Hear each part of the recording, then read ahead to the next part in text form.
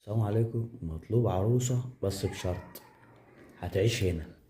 اه، انت فاهم؟ بص كده، بص كده بقى، ان شاء الله تبارك الله. بص كده، لازم البيت يبقى فيه كده، فاهم حاجة؟ والشاي اكيد طبعا، السجاير، انت فاهم؟ والفا الجديدة، انت فاهم؟ الفا. طب لو مش جاي مع العروسة، بناقص من العروسة، هقعد مع الفا يابا. الفا شايف بني ادمين. اصحى يا احنا جينا. يا بيت يا جدعان، قلت يا جدعان، حلم الناس.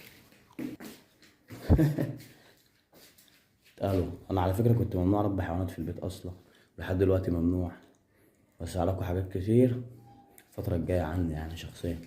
ازاي انت فاهم بقيت كده؟ الحمد لله. السلام عليكم، اتفضلوا معانا.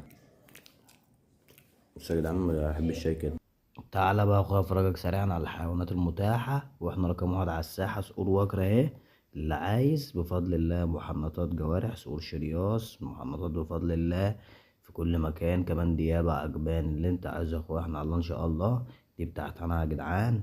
واللي عايز برضو محنطات سلاحف ميه كلمني يا اخويا، ولك عينيا. كل سنه وانت طيب.